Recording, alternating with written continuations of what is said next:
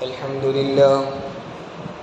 لله وكفى وسلام على عباده الذين اصطفى أما بعد فأعوذ بالله من الشيطان الرجيم بسم الله الرحمن الرحيم والذين هم لأماناتهم وعهدهم راعون والذين هم على صلواتهم يحافظون أولئك هم الوارثون الذين يرثون الفردوس هم فيها خالدون صدق الله العظيم۔ یہ سورہ مؤمنون کی کچھ آیتیں ہیں جس میں اللہ تبارک و تعالیٰ نے کامل مؤمنین اور کامیاب مؤمنین کے صفات بیان کیے ہیں۔ گزشتہ کل آخری آیت میں ہم نے پڑھا والذین هم لأماناتهم وعهدهم راعون کہ کامیاب مؤمنین وہ ہے جو امانتوں میں خیانت نہیں کرتے، امانت پوری ادا کرتے ہیں۔ اور امانت کا مفہوم بھی آ گیا کہ جس شخص نے کوئی ذمہ داری اپنے سر لے لی، لوگوں نے اس پر بھروسہ کر کے اس کو وہ ذمہ داری دے دی، تو اب اس ذمہ داری نبھانے میں مکمل طور پر اگر وہ نبھاتا ہے تو وہ امانت دار اور امین ہے۔ اگر اس ذمہ داری کے نبھانے میں کمی اور کوتاہی کرتا ہے تو یہ خیانت ہے۔ اسی آیت میں ایک دوسرا لفظ ہے وعہدہم، امانتوں کی بھی رعایت کرتے ہیں، وعہدہم اور عہد کی بھی۔ عہد دو طرح ہوتا ہے، عہد کا معنی ہے آپس میں ایگریمنٹ کرنا، معاہدہ، دو آدمی آپس میں کسی بات کو طے کر لے اس کو کہتے ہیں معاہدہ، یہ بھی عہد میں شامل ہے۔ کبھی معاہدہ دو طرفہ ہوتا ہے، جسے بہت سارے ایگریمنٹ کیے جاتے ہیں، دو آدمی آپ ایک ساتھ مل کر پارٹنرشپ میں کاروبار کرنا چاہتے ہیں تو دونوں آپس میں طے کر لیتے، تیری ذمہ داری یہ، میری ذمہ داری یہ، تو اتنے پیسے دے گا میں اتنے دوں گا۔ یہ دونوں کا آپس میں معاہدہ ہے، دونوں طرف سے ہوتا ہے، ایک طرف سے نہیں ہوتا، اس کو معاہدہ کہتے ہیں۔ کامیاب مومنین کے لیے ضروری ہے وہ اپنے معاہدوں کو بھی پورا کریں۔ یہ بہت سارے مواقع پر دونوں طرفہ معاہدے ہوتے ہیں، جیسا کہ نکاح سے پہلے جس کو ہم منگنی کہتے ہیں ایک معاہدہ ہوتا ہے، لڑکے اور لڑکی کے والدین اور خاندان والے آپس میں معاہدہ کر لیتے ہیں کہ ہم اپنے بیٹے اور بیٹی کا نکاح آپس میں کروائیں گے، یہ قسم کا معاہدہ ہے، یہ بھی ایک قسم کا عہد ہے۔ بغیر کسی عذر کے اس عہد کو بھی توڑنا نہیں چاہیے، اس سے معاشرے میں فسادات بھی ہو جاتے ہیں۔ ہاں واقعی کوئی ایسا عذر ہے یا ایسی تکلیف ہے تو اس میں کوئی حرج نہیں۔ الغرض معاہدہ کبھی دو طرفہ ہوتا ہے، کبھی ایک ہی طرف سے ہوتا ہے۔ ایک آدمی نے دوسرے سے کوئی وعدہ کر لیا، عہد کر لیا کہ فلاں چیز میں تم کو دوں گا، یہ فلاں کام میں تمہارا کر دوں گا، یہ عہد ہو گیا۔ سامنے والے نے کچھ نہیں کہا تھا، ایک طرف سے اس نے کہا میں یہ کام کر دوں گا، یہ بھی ایک قسم کا عہد ہے، اس عہد کو بھی پورا کرو۔ قرآن کی ایک اور دوسری آیت میں سورہ مائدہ کی پہلی آیت ہے یا ایھا الذین آمنوا اوفوا بالعقود، اس کا معنی بھی یہ ہے کہ آپس میں کیے ہوئے معاہدوں کو پورا کرو۔ اب بعض معاہدے ایسے ہیں جو معاہدے ہم نے اللہ سے کر رکھے، جیسا کہ کل بھی آیا تھا امانت کے بیان میں، اللہ سے ہم نے ایک گویا عہد کر لیا ہے کہ ہم نے کلمہ پڑھا، اب تیری اطاعت کے ساتھ زندگی گزاریں گے، جو احکام تیرے دیے ہوئے اس کو ہم پورا کریں گے، اس میں کوتاہی کرنا یہ عہد کی خلاف ورزی ہے۔ اور بہت سارے معاہدے بندوں سے ہوتے ہیں، ان معاہدوں کا پورا کرنا بھی ضروری ہے۔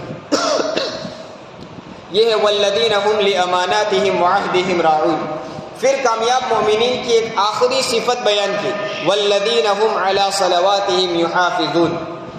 کامیاب مومنین وہ ہے جو اپنے نمازوں کی محافظت کرتے ہیں، اپنی نمازوں کی پابندی کرتے ہیں۔ یحافظون کا معنی محافظت کرنا، محافظ ہونا۔ محافظ کس کو کہتے ہیں؟ نگرانی کرنے والا۔ جیسا کہ بہت ساری اسکولوں میں، کالجوں میں یا مال پر ایک محافظ رکھا جاتا ہے، دروازے پر گارڈ، سیکیورٹی گارڈ رکھا جاتا ہے، یا اس کو گیٹ کیپر بھی بولتے ہیں، ہماری زبان میں پگی بولتے ہیں۔ اس کی ذمہ داری ہوتی ہے کہ پوری مستعدی کے ساتھ چوکنا رہ کر وہ کھڑا رہے، باہر کے کسی آدمی کو بغیر اجازت کے اندر جانے نہ دے، اور اندر کی کسی چیز کو بغیر اجازت کے باہر جانے نہ دے، یہ اس کی ذمہ داری ہوتی ہے۔ اس کو کہتے ہیں محافظ۔ اللہ کے نیک اور کامیاب بندے وہ ہیں جو اپنی نمازوں کی محافظت کرتے ہیں، یعنی بالکل چوکنا رہتے ہیں، توجہ رکھتے ہیں، کہیں ایسا نہ ہو کہ وقت نکل جائے اور ہماری نماز چھوٹ جائے، قضا ہو جائے۔ یہ محافظ، نماز کی محافظت کا مطلب ہے پابندی کے ساتھ، یعنی وقت کا اہتمام کرتے ہوئے پڑھنا۔ ایسا نہیں کہ ابھی ہم کام میں مصروف ہے تو بعد میں اس کی قضا کر لیں گے، نہیں، جس حال میں بھی ہو وہ نماز کا پورا اہتمام کرے، اس کو کہتے ہیں نماز کی محافظت کرنے والا۔ جب یہ مومنین کی صفات بیان کرنا شروع کی تو پہلی صفت بھی بیان کی تھی، الذین هم فی صلاتهم خاشعون، وہ نماز میں خشوع اختیار کرتے ہیں، نماز توجہ کے ساتھ پڑھتے ہیں۔ اور آخری صفت بھی بیان کی، والذین هم علی صلاتهم یحافظون، نماز کی پابندی کرتے ہیں۔ یہ دو صفتیں الگ الگ ہیں، ایک ہے پابندی کے ساتھ پڑھنا، کبھی کوئی نماز چھوٹنے نہ پائے، دوسرا یہ ہے کہ جو نماز پڑھے اس کو کامل توجہ کے ساتھ پڑھنا۔ یہ دونوں صفات کامیاب مومنین کی ہیں۔ کوئی آدمی ایسا ہے جو نماز پابندی سے پڑھتا ہے، کوئی نماز اس کی چھوٹتی نہیں ہے، لیکن نماز میں کوئی توجہ نہیں رہتی، تو اس کی ایک صفت ادا ہو رہی ہے، ایک نہیں ہو رہی۔ یہ دو صفتیں ہیں الگ الگ، لیکن پہلی صفت بھی نماز کے متعلق اور دوسری صفت بھی نماز کے متعلق۔ معلوم یہ ہوا کہ شریعت کی نگاہ میں نماز بڑی اہمیت رکھتی ہے، اس لیے کامیابی کا پہلا زینہ بھی نماز اور کامیابی کا آخری زینہ بھی نماز، دونوں جگہ نماز کا ذکر کیا گیا۔ اس سے معلوم ہوتا ہے کہ نماز کی بڑی اہمیت ہے۔ نماز چھوڑنے سے یا نماز بلا توجہ کے پڑھنے سے آدمی کبھی کامیاب ہو ہی نہیں سکتا، یہ ان آیتوں نے ہمیں سکھایا۔ اس سے نماز کی اہمیت معلوم۔ اسی وجہ سے علماء بار بار نماز کی تاکید کرتے ہیں، بیانات کرتے ہیں۔ لوگوں کو یہ ہوتا ہے کہ مولویوں کا تو کام ہی ہے بس نماز پڑھو مسجد میں جاؤ، یہی باتیں بتاتے ہیں، اس کے علاوہ ان کو تو دنیا کا کچھ عطا پتہ نہیں۔ اسی میں اللہ تعالیٰ نے کامیابی رکھی ہے، ہماری دنیا کی بھی کامیابی اسی میں، آخرت کی کامیابی بھی اسی میں، اور اس حقیقی کامیابی کو علماء سمجھتے ہیں، اسی وجہ سے بار بار ہمیں تاکید کرتے ہیں کہ بھئی یہ کام کرو، تمہاری دنیا بھی سنور جائے گی، تمہاری آخرت بھی سنور جائے گی۔ لیکن یہ بات ہمیں سمجھ میں نہیں آتی۔ نماز کی اہمیت اس قدر بیان کی کہ اگر کوئی آدمی میدان جہاد میں ہو، سامنے دشمن موجود ہو، موت کو ہتھیلی پر لے کر میدان میں اترا ہوا ہو، نماز کا وقت ہو جائے تو نماز چھوڑنا کیا، نماز مؤخر کرنے کی بھی اجازت نہیں۔ باری باری جائے، اگر دشمن سامنے موجود ہے، جان کا خطرہ ہے، تو باری باری الگ ہو کر نماز پڑھے، لیکن وقت پر نماز پڑھنا ضروری۔ اسی وجہ سے قرآن میں ایک جگہ مستقل صلاۃ الخوف کا طریقہ ذکر کیا کہ جب خوف طاری ہو، دشمن موجود ہو اور سارے لوگ ایک امام کے پیچھے نماز پڑھنا چاہتے ہو، تو اس وقت نماز کا طریقہ کیا ہوگا۔ معلوم یہ ہوا اس وقت بھی نماز چھوڑنے کی اجازت نہیں۔ واقعہ مشہور امام حسین رضی اللہ تعالیٰ عنہ کا، جو محرم میں ہر سال بیان کیا جاتا ہے، لیکن ہم اس سے عبرت نہیں لیتے ہیں۔ جب میدان جہاد میں موجود ہے، ننگی تلواروں کے سائے تلے بھی انہوں نے نماز ادا کی، سجدے میں سر رکھا، اپنی جانیں گوانا قربان کر دیا، گوارا کر لیا، لیکن نماز چھوڑنا گوارا نہیں کیا۔ یہ نماز کی اہمیت ہے، اس کے بغیر آدمی کبھی کامیاب ہو ہی نہیں سکتا۔ اس لیے پہلی صفت بھی اور دوسری صفت بھی، آخری صفت بھی نماز کے متعلق۔ اور اس سے ایک بات یہ بھی سمجھ میں آئی کہ جو آدمی نماز کا اہتمام کر لے، پابندی کے ساتھ نماز پڑھے اور خشوع خضوع کے ساتھ نماز پڑھے، تو پہلی اور یہ آخری صفت اختیار کر لے تو درمیان والی ساری صفتیں اس کے اندر آ جائیں گی۔ کیسے؟ الذین هم فی صلاتهم خاشعون، جو نماز میں خشوع اختیار کریں گے، کامل توجہ کے ساتھ، سکون اور وقار کے ساتھ نماز پڑھیں گے، تو اب وہ اللہ کے سامنے سکون اور وقار کے ساتھ کھڑے ہوئے، ان کا اللہ کے ساتھ تعلق جڑ گیا۔ اور آدمی کی فطرت ہے، وہ جیسے لوگوں کے ساتھ اس کا تعلق ہوتا ہے، وہ سے اخلاق اور ایسے عادات اس میں پیدا ہوتے ہیں۔ کوئی آدمی کسی بڑے بزنس مین کے ساتھ بیٹھتا ہے، اس کا تعلق بڑے لوگوں کے ساتھ ہے، بڑے تاجروں کے ساتھ ہے، تب اس کی باتیں بھی بڑی ہوگی، اس کا برتاؤ بھی اسی قسم کا ہوگا۔ اور ایک آدمی ہے جو ایک ریڑھی والے کے پاس بیٹھتا ہے، تو اس کے اخلاق، اس کے عادات، اس کے برتاؤ، اس کی باتیں اور اس کے بزنس کا طریقہ سب اس کے جیسا ہوگا۔ آدمی کی فطرت ہے، جیسا وہ ماحول پاتا ہے ویسا وہ پلتا ہے۔ جب آدمی نماز توجہ کے ساتھ پڑھے گا اور پوری توجہ اللہ کی طرف سے ہوگی، گویا اس کا اللہ کے ساتھ تعلق بن گیا۔ جس کا تعلق اللہ سے بن گیا، اللہ کی ذات عظیم ہے، اللہ کی ذات لغو اور بیکار کاموں سے پاک ہے۔ اب وہ اللہ سے اس کا تعلق ہو گیا تو اس کا مزاج بن جائے گا، وہ ہمیشہ کام کی باتیں کرے گا، ہمیشہ اپنے مشن میں لگا رہے گا، لغویات سے، بیکار کاموں سے، گناہوں سے دور ہو جائے گا۔ تو دوسری صفت والذین هم عن اللغو معرضون، بیکار کاموں سے بچنے والی صفت اس کو مل جائے گی، یہ نماز کی برکت سے ہوگا۔ جب وہ بیکار کاموں سے بچے گا تو اب گناہ تو کرتا ہی نہیں ہے، گناہ تو کیا وہ کام بھی نہیں کرتا جس میں کوئی فائدہ ہی نہیں، اگرچہ اس میں گناہ اور نقصان نہ ہو لیکن بے فائدہ کام ہے اس کو بھی نہیں کرتا، تب اس کے دل میں نورانیت پیدا ہو۔ اس لیے کہ ہم نے فضائل کی تعلیم میں سنا ہوگا کہ جو آدمی کوئی گناہ کا کام کرتا ہے اس کے دل پر ایک سیاہ کالا نقطہ لگ جاتا ہے، پھر دوسرا کرتا ہے، دوسرا لگ جاتا ہے، اگر وہ توبہ کر لیتا ہے تو وہ نقطہ دھل جاتا ہے۔ جب آدمی گناہ کرے گا ہی نہیں اور نیکیوں پر نیکیاں کرے گا تو نیکی گناہوں کو مٹا دیتی ہے، ان الحسنات یذہبن السیئات۔ جب وہ نیکی ہی میں لگے رہے گا تو پہلے جو گناہوں کے نقطے لگے ہوئے ہوں گے وہ بھی دھل جائیں گے، اور اب وہ گناہ کرتا ہی نہیں ہے تو کوئی نئے گناہ کا کوئی نیا کالا نقطہ اس کے دل پر آئے گا نہیں، اب اس کا دل پاک اور صاف اور نورانی بن جائے گا، یہ دل کا تزکیہ ہو جائے گا۔ والذین هم للزکاۃ فاعلون۔ تیسری صفت جو یہاں کامیاب مومنین کی بیان کی وہ بھی نماز ہی کے ذریعے سے اس کو مل جائے گی۔ اب دل پاک ہو گیا، نورانی ہو گیا، دل میں کوئی گناہ نہیں ہے، تو اب گناہ نہ ہونا یہ پاک دامنی ہے، آدمی پاک دامن بچ جائے گا۔ اور نیکی ایک ایسی چیز ہے جس سے حیا بھی پیدا ہو جاتی ہے، جو آدمی لوگوں میں مشہور ہو نیکوکاری میں وہ گناہ کرتے ہوئے بھی ڈرے گا کہ لوگ مجھے کیا کہیں گے، اب اس میں پاک دامنی پیدا ہو جائے گی، اب اس کی نظریں جھک جائیں گی، غیر محرم کی طرف اس کی نظریں نہیں اٹھیں گی، غیر محرم سے بات چیت نہیں کرے گا، اپنی شرمگاہ کی حفاظت کرے گا اور پاک دامن بن جائے گا۔ یہ والذین هم لفروجہم حافظون، شرمگاہ کی حفاظت کرنے والی صفت بھی اس میں پیدا ہو جائے گی۔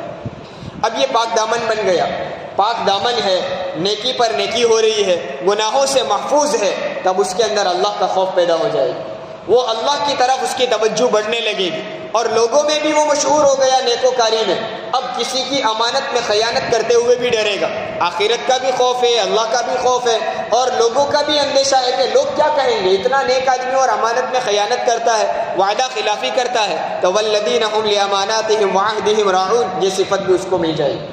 معلوم یہ ہوا نماز ایک ایسی عظیم الشان عبادت ہے جس سے انسان تمام برائیوں سے پاک ہو جاتا ہے، اور کامیابی کی جتنے اسباب ہیں وہ سارے اسباب اس میں خود بخود پیدا ہونے لگتے ہیں۔ اس لیے نماز کا اہتمام پابندی سے کرنا اور خشوع خضوع کے ساتھ نماز پڑھنا یہ کامیابی کی دلیل ہے۔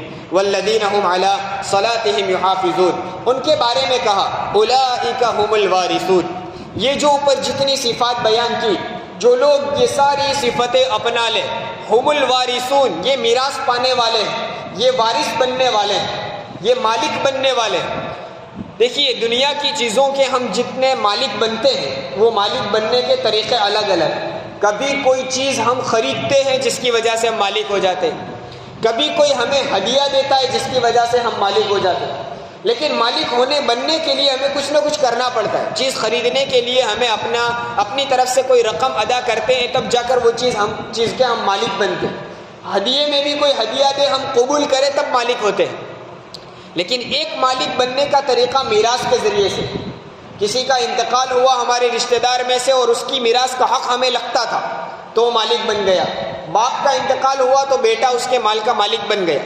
میراث کے ذریعے سے جب مالک بنا جاتا ہے وہ ایسی ملکیت ہے جس میں مالک بننے والے کو کچھ نہیں کرنا پڑتا، بغیر اختیار کے وہ مالک بن جاتا ہے۔ جیسے ہی باپ کا انتقال ہوا اس کے مال کے اس کے وارث، اس کی اولاد اس کا مالک بن گئے، وارث کے لیے کوئی کام کرنے کی ضرورت نہیں، اور اگر وہ انکار کرے تو بھی مالک بن جاتا ہے۔ میراث ایسی چیز ہے وہ نہ چاہے تو بھی مالک بن جاتا ہے، ہدیہ تو کوئی دے تو قبول کرنے کی چاہت تو قبول کرے تب ہوگا، خریدے تو کوئی خریدنے کی چاہت پر ہوگا، خریدے گا تب مالک بنے گا، لیکن وارث بغیر اختیار اور بغیر چاہت کے بھی مالک بن جاتا ہے۔ اللہ تعالیٰ فرماتے ہیں یہ جو صفات اختیار کرے گا اولئک هم الوارثون، یہ وارث بنے گا، یعنی بغیر اختیار کے ایک چیز اس کی ملکیت میں آ جائے گی۔ کون سی چیز آئے گی؟ آگے کہا الذین یرثون الفردوس، وہ لوگ وارث بنیں گے، مالک بنیں گے جنت الفردوس کے، یعنی جو شخص ان صفات کو اپنا لے گا بلا اختیار لازماً اور جبراً وہ جنت الفردوس کا مالک بن ہی جائے گا۔ جیسے باپ کے مرنے سے اولاد اس کے مال کا مالک بن ہی جاتی ہے، وہ منع کرے نہ چاہے تو بھی بن جائے گی۔ وہ فتویٰ پوچھے مفتی صاحب سے کہ میرے والد کا انتقال ہو گیا، ان کا اس کا اتنا اتنا مال تھا، میں تو چاہتا بھی نہیں تھا کہ ان کا مال مجھے ملے، لیکن شریعت کیا حکم دیتی ہے؟ مفتی صاحب کہیں گے آپ اس کے مال میں سے اتنے حصے کے مالک ہو گئے، یہ مالک بن ہی جاتے ہیں۔ میراث ایسی چیز ہے، اللہ تعالیٰ فرماتے ہیں یہ صفات جو اپنا لے گا وہ جنت الفردوس کا زبردستی مالک بن جائے گا۔ الذین یرثون الفردوس، فردوس کیا ہے؟ جنت کا ایک اعلیٰ مقام ہے۔ جنت میں بھی درجات ہیں، جس آدمی میں جیسے صفات، جیسے اعمال ہوں گے، جیسی نیکیاں ہوں گی، اس کے مطابق اس کو درجات ملیں گے۔ جنت میں ادنا درجے، نیچے درجے والا آدمی سب سے اوپر والے آدمی کو ایسے دیکھیں گا جیسے ہم دنیا میں رہتے ہوئے ستارے کو دیکھتے ہیں، اتنا لمبا فاصلہ ہے، اس قدر فاصلہ ہوگا۔ تو جنتیوں میں بھی الگ الگ درجات ہیں۔ جنت الفردوس سب سے اعلیٰ درجے کی جنت ہے، جہاں جنت کی نہریں بہتی ہیں، جس کی چھت اللہ کا عرش ہے۔ اللہ تعالیٰ فرماتے ان صفات کے اپنانے کی وجہ سے ہم اس کو جنت الفردوس کا وارث بنا دیں گے۔ اور پھر کیا ہوگا؟ ہم فیہا خالدون، وہ اس جنت میں ہمیشہ ہمیش رہیں گے۔ یہ بھی ایک قسم کی خوشخبری ہے، جنت کا مل جانا یہ ایک بہت بڑی نعمت ہے، اور پھر اس میں ہمیشگی، ہمیشہ ہمیش رہنے کی مہلت مل جانا، یہ بھی ایک بہت بڑا انعام ہے۔ جیسا کہ آج دنیا میں کسی کو بہترین بنگلے کا مالک بنا دیں کہ یہ بنگلہ آج سے تمہارا، اس کو مالک بننے سے خوشی ہوگی، لیکن ساتھ میں کہہ دیا جاوے کہ اس بنگلے میں صرف آپ 1 مہینہ رہ سکتے، 1 مہینے کے لیے آپ مالک، پھر واپس دے دینا ہے، تو وہ ایک طرف خوش تو ہوگا کہ چلیے 1 مہینہ ہمیں یہاں رہنے کو موقع ملا، لیکن دوسری طرف غم بھی ہوگا کہ 1 مہینہ ختم ہو جانے کے بعد تو یہ سب چلا جائے گا، 1 ہی مہینہ ہمارے پاس ہے، تو وہ دن گن کر نکالے گا۔ لیکن جنت ایسی نعمت ہے جو ایک مرتبہ عطا کی دیے واپس کبھی لی نہیں جائے گی، یہ اللہ تعالیٰ کی طرف سے جنت ہمیشہ ہمیش کے لیے عطا کی جائے گی۔ ہم فیہا خالدون، یہ اہل جنت کی کامیاب مومنین کی صفات ہے۔ اب ہر صفت میں درجات ہیں، جیسے ایمان کی صفت، ایمان میں درجات ہیں، کسی کا ایمان اعلیٰ درجے کا، کسی کا ادنا درجے کا، کسی کے اس کے درمیانی درجے کا، الگ الگ درجات کے ایمان۔ جو آدمی مومن بن گیا اس کو جنت تو ملنے ہی والی ہے، وہ جنتی تو ہو گیا، ایمان پر جس کا خاتمہ ہو گیا وہ جنتی ہوا ہی ہے، لیکن اس کے بعد جتنے صفات بیان کیے ہیں ان صفات کو جس قدر اپنائے گا الگ الگ درجے کے اعتبار سے، جس آدمی کا خشوع جتنا اعلیٰ ہوگا، جو آدمی جتنا بیکار کاموں سے بچے گا، پاک دامن رہے گا، اس اعتبار سے اس کے درجات بڑھتے جائیں گے، اس کی کیٹیگری بڑھتی جائے گی۔ جیسے دنیا کے ایگزام میں ہوتا ہے، یہاں ایگزام دینے والوں کے لیے اصول ہے، بھئی مثلا 30 مارکس یا 35 مارکس لائے تو آپ کامیاب، فیل نہیں سمجھے جائیں گے، ناپاس نہیں کہیں گے، تو 35 مارک آ گئی تو وہ کامیاب تو ہو گیا، لیکن اس کے بعد جتنے مارک اس کے بڑھتے رہیں گے اتنا ہی اس کی گریڈ بڑھتے جائیں گے، اب پھر اس کی حیثیت بڑھتی جائے گی، پھر لوگ تلاش کریں گے کس کے سب سے زیادہ گریڈ ہے، کون سب سے زیادہ پرسنٹیج لایا ہے، اور پھر ٹاپ 10 کون ہے، 100% کامیاب کون ہوا، اس حیثیت سے اس کو سراہا جاتا ہے۔ تو دنیا میں بھی جو آدمی ایمان قبول کر لیا وہ کامیاب تو ہو گیا، وہ جنتی ہو گیا، اس کے بعد جس قدر اچھے صفات اپناتا جائے گا اسی طرح اللہ کے یہاں اس کے درجات بڑھتے جائیں گے۔ یہ مومنین کے، کامیاب مومنین کے صفات تھے۔ آگے ایک نیا مضمون شروع ہوتا ہے جو انشاءاللہ آئندہ کل سے ہوگا۔